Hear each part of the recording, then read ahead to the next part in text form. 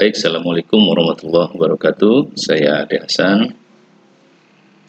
Dalam video kesempatan tayangan ini,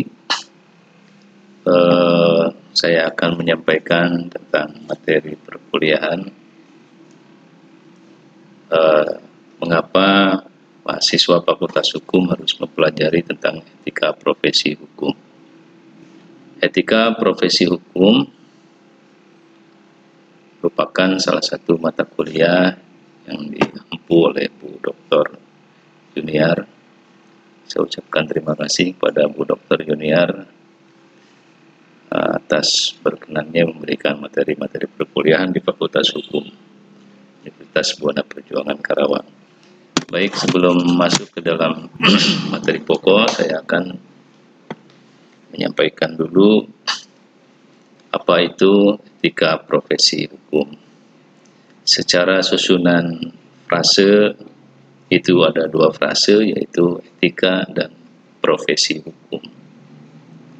Dan keduanya akan kita bahas, apa itu etika dan apa itu profesi hukum. Baik, pengertian etika menurut Martin. Jadi etika itu didefinisikan sebagai refleksi dari apa yang disebut dengan self-control. Karena segala sesuatunya dibuat dan diterapkan dari dan untuk kepentingan kelompok profesi itu sendiri. Jadi sangat sederhana sekali, etika itu memang merupakan sebuah perwujudan. Jadi tampilan seseorang yang memiliki etika pasti akan terlihat dari bagaimana dia berperilaku, bersikap, maupun bahkan hingga sampai ke gaya tubuh, bahasa tubuh itu sendiri itu merupakan cerminan dari sebuah etika. Kemudian apa itu profesi? Jadi profesi adalah pekerjaan yang dilakukan sebagai kegiatan pokok untuk menghasilkan nafkah hidup yang mengandalkan suatu keahlian khusus. Nah, jadi keahlian khususnya inilah yang kemudian dijadikan sebuah tool bagi setiap orang atau bagi seorang profesional menjalankan sebuah profesi. Kemudian di samping itu terdapat pula yang disebut sebagai profesi luhur, yaitu profesi yang pada hakikatnya merupakan suatu pelayanan pada manusia dan masyarakat. Jadi perlu digarisbawahi bahwa setiap pelayanan yang memberikan pelayanan kepada manusia dan masyarakat itu profesi luhur. Ini menurut teori salah satu ahli tentang profesi. Ya, salah satunya dokter lah, dokter, perawat, kemudian apalagi ya kita sebagai praktisi hukum juga bagaimana memberikan pelayanan kepada manusia atau masyarakat, dan lebih spesifik lagi mereka disebut sebagai subjek hukum. Kemudian apa itu frase etika profesi? Nah, ini lebih mengarah lagi. Etika profesi adalah sikap hidup berupa keadilan untuk memberikan pelayanan profesional terhadap masyarakat dengan ketertiban penuh dan keahlian sebagai pelayan dalam rangka melaksanakan tugas terhadap masyarakat. Jadi ini tadi berkaitan dengan profesi praktisi hukum, dan ini diharapkan saya pribadi dan teman-teman di Fakultas Hukum menjadi praktisi hukum ya, yang bisa melayani masyarakat, dan itu menjadi sebuah profesi yang luhur, insyaallah, amin. Kemudian siapa aja tokoh-tokoh yang memberikan kontribusi terhadap etika profesi? Jadi di sini saya menyebutkan beberapa tokoh di akademisi di Indonesia. Jadi ada Profesor Anang Usman, SHMH. Jadi pengertian etika profesi ialah merupakan sikap hidup untuk memenuhi kebutuhan pelayanan profesional dari klien atau pelanggan dengan keterlibatan serta juga keahlian, yakni sebagai pelayan di dalam rangka kewajiban. Dan masyarakat ialah sebagai keseluruhan anggota masyarakat yang membutuhkan dengan disertai refleksi yang seksama. Kemudian menurut Siti Rahayu, pengertian etika profesi itu merupakan kode etik untuk profesi tertentu, serta karenanya juga harus dimengerti selayaknya, bukan sebagai etika absolut, tapi terbatas adalah etika profesi.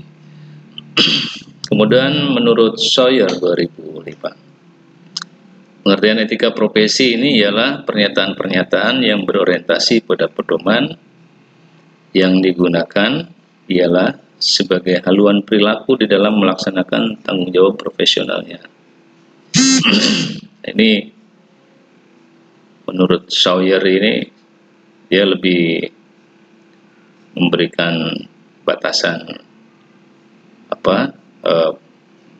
lebih jelas lagi, berorientasi pada pedoman yang digunakan sebagai haluan perilaku di dalam melaksanakan tanggung jawab profesinya. Jadi kita ini sebagai profesional memang harus berorientasi pada pelayanan yang penuh tanggung jawab. Baik tanggung jawab itu secara manusia kepada manusia dan bertanggung jawab penuh secara pada Tuhan Yang Maha Esa. Nah, ini lebih spesifik lagi. Kemudian ada lagi tokoh etika profesi di Indonesia ini, yaitu Tami dan Nugroho dan Prakoso.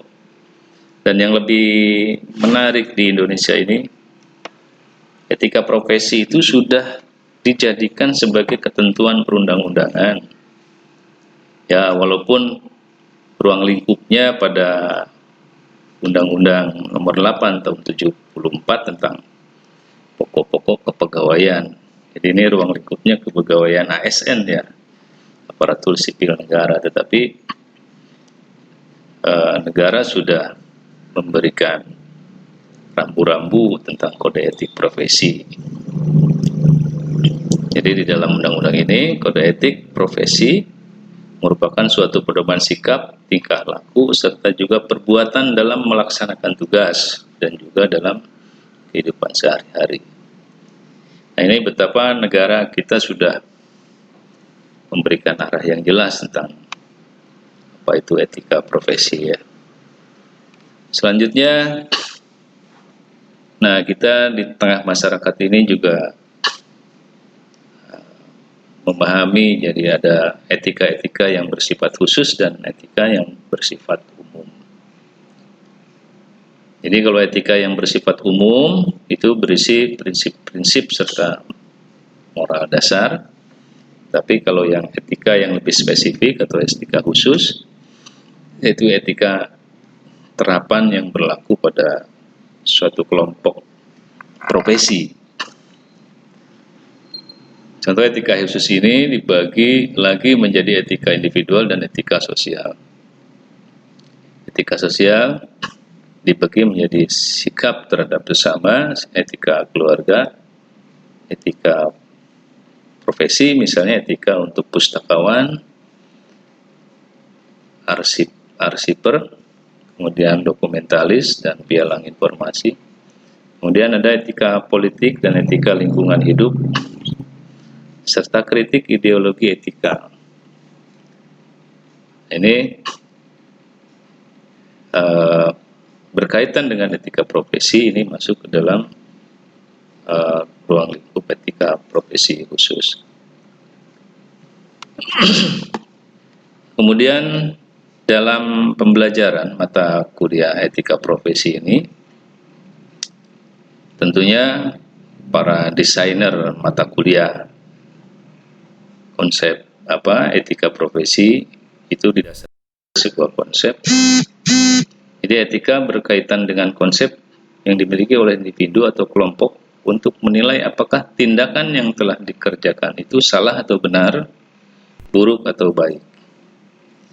Jadi etika tidak mempersoalkan keadaan fisik manusianya, melainkan mempersoalkan bagaimana manusia harus bertindak. Jadi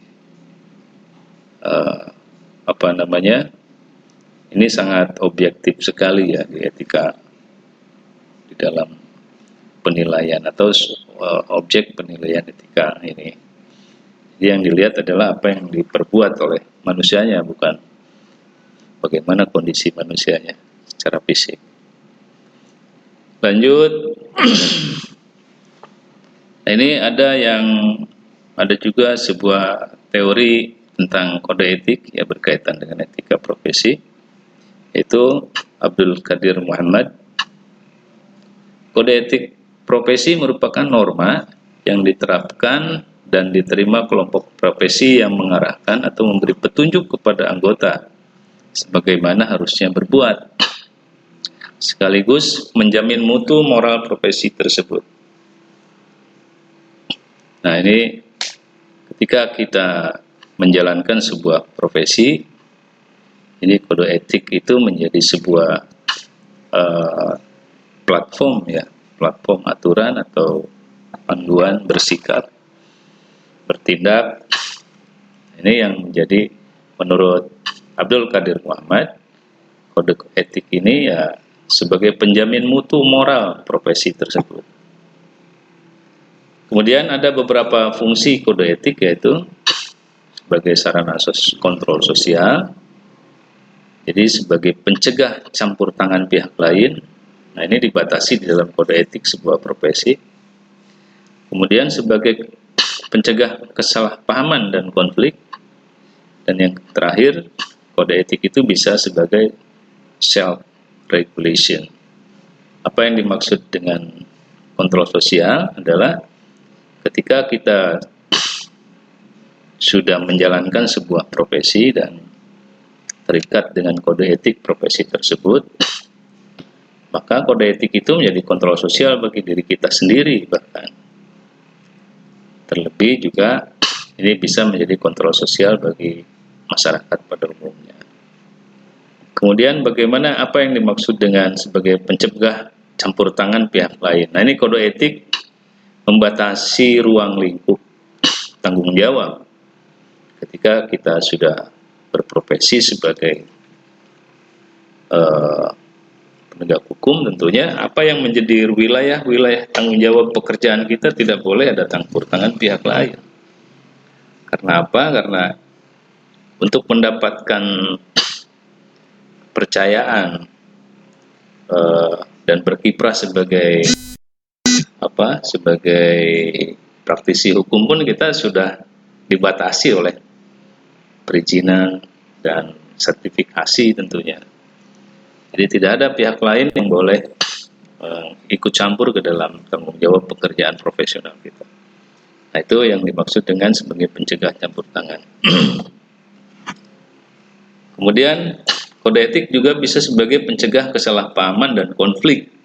Nah, ini kenapa dan bagaimana bentuk visualnya di masyarakat, bentuk konkretnya. Jadi ketika kita sudah berprofesi dan terikat dengan kode etik profesi kita, maka ketika tidak ada campur tangan pihak lain, ini membatasi agar masalah yang kita tangani ini tidak menjadi bias, tidak menjadi orang boleh menafsirkan apa saja, menjadi pembatasan bagi orang lain untuk membuat paham-paham tentang apa yang kita kerjakan. Nah, ini yang dimaksud dengan pencegah kesalahpahaman dan konflik. Kemudian apa yang dimaksud dengan self-regulation adalah, regulation itu adalah keteraturan sebetulnya secara etimologis ya, secara terjemahan dari regulation ini keteraturan sebetulnya. Nah, ini bagaimana kode etik menciptakan keteraturan bagi kita, baik dalam bertindak maupun menjalankan dalam menjalankan tugas-tugas kita. Ya kita harus teratur lah. Diatur oleh Undang-Undang KUHP misal dan KUHA Perdata, Undang-Undang Hukum Acara. Nah, ini semua ada aturannya. Mau menghadirkan saksi, mau menghadirkan tersangka, dan semua itu ada aturannya. Itu menjadi terenkripsi di dalam kode etik, sehingga kita juga akan patuh terhadap regulasi tersebut. Baik itu tentang penjelasan kode etik menurut Abdul Qadir Muhammad. Nah, selanjutnya ini yang lebih substansial lagi. Mengapa mahasiswa harus mempelajari etika profesi hukum, khususnya mahasiswa Fakultas Hukum? Ada beberapa alasan, diantaranya itu dalam hidup bermasyarakat selalu harus berbuat baik untuk mengambil keputusan menurut cara yang dianggap benar, dan cara itu tidak dikatakan salah dengan norma yang berlaku. Kemudian etika berusaha menemukan prinsip-prinsip yang paling tepat di dalam bersikap. Hal demikian diperlukan agar dapat hidup menjadi sejahtera secara keseluruhan. Dan etika membahas tentang kebenaran dan ketidakbenaran didasarkan pada kodrat manusia yang bermanifestasi dalam diri manusia itu sendiri. Kemudian nilai-nilai moral dikembangkan agar dapat memungkinkan manusia berkehendak bebas terwujud dalam setiap kodrat individu. Sebab moral yang berlaku selalu mendapat perhatian segala situasi melingkari hidup manusia. Ini mengapa kita secara umum ini maaf tadi ada kesalahan redaksi. Mengapa mempelajari etika profesi secara umum? Dan kemudian apa sih yang fungsinya etika profesi itu? Ini kadang-kadang di antara diskusi-diskusi teman-teman mahasiswa, kenapa harus beretika profesi ya? Jadi fungsi dari etika profesi itu merupakan fungsi etika diantaranya sebagai berikut. Satu, sebagai pedoman bahwa seluruh anggota profesi tentang prinsip profesionalitas yang ditetapkan. Jadi fungsi kode etik di dalam profesi. Salah satunya adalah sebagai pedoman bagi seluruh anggota profesi tentang prinsip profesionalitas yang ditetapkan. Kedua, sebagai alat kontrol sosial bagi masyarakat terhadap profesi tertentu. Kemudian sebagai sarana untuk dapat mencegah campur tangan dari pihak lain di luar organisasi terkait hubungan etika di dalam keanggotaan suatu profesi. Nah, ini fungsi dari etika profesi. Selanjutnya, jadi tujuan etika profesi secara umum di bawah ini merupakan tujuan kode etik profesi, diantaranya satu, untuk menjunjung tinggi martabat suatu profesi. Kedua, untuk menjaga serta juga mengelola kesejahteraan anggota profesi, untuk dapat meningkatkan pengabdian pada para anggota profesi, kemudian untuk membantu meningkatkan mutu profesi itu sendiri, untuk meningkatkan pelayanan profesi itu di atas keuntungan pribadi, kemudian untuk menentukan standar baku bagi profesi, dan untuk meningkatkan kualitas organisasi menjadi lebih profesional dan juga terjalin dengan erat. Ini etika profesi secara organisasi profesi. Jadi semuanya bertujuan kepada dan berorientasi kepada meningkatkan mutu pelayanan. Selanjutnya, nah ini tujuan mempelajari etika profesi. Satu, berupaya mencari norma-norma yang seharusnya menghubungkan antar pribadi dengan hubungan antar pribadi dengan masyarakat. Namun batas-batas kebebasan individu yang berkaitan dengan masyarakat mendapat penilaian dari aspek tersebut. Kemudian berupaya mempelajari ciri yang berkaitan dengan masyarakat dalam konteks tatanan sosial. Ketiga, berupaya mencari dan menemukan kualitas-kualitas kemanusiaan dan berbagai bentuk kelembagaan sosial yang dapat memberikan dorongan secara optimal pada realisasi kondisi tersebut. Kemudian berupaya mewujudkan nilai-nilai etis dalam kehidupan masyarakat. Selanjutnya, agar manusia mampu mempengaruhi dan mengubah lingkungannya dalam ukuran yang semakin besar melalui upaya-upaya kerjasama. Visi etisnya pun tidak perlu dibatasi oleh batas-batas masa kini. Jadi harus lebih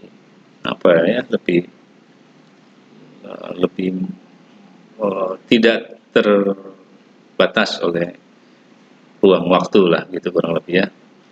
Kemudian berupaya menciptakan tatanan kemanusiaan yang lebih baik. Nah, ini bicara mempelajari yang harus dikuatkan di dalam memahami etika profesi. Ini tujuan yang lebih besarnya. Nah, kemudian tujuan etika profesi secara umum, ini kesimpulan saya, membentuk profesional yang dapat melayani masyarakat dengan kemampuan akademiknya, dengan kecakapan intelijensinya, sehingga memberikan solusi kepada masyarakat yang menggunakan profesinya dan didasari oleh nilai-nilai dan norma kesusilaan yang baik serta norma hukum yang mencerminkan kejujuran, kebenaran dengan penuh rasa tanggung jawab, baik tanggung jawab terhadap sesama manusia maupun terhadap Tuhan Yang Maha Esa. Baik, itu dulu video singkat ini saya.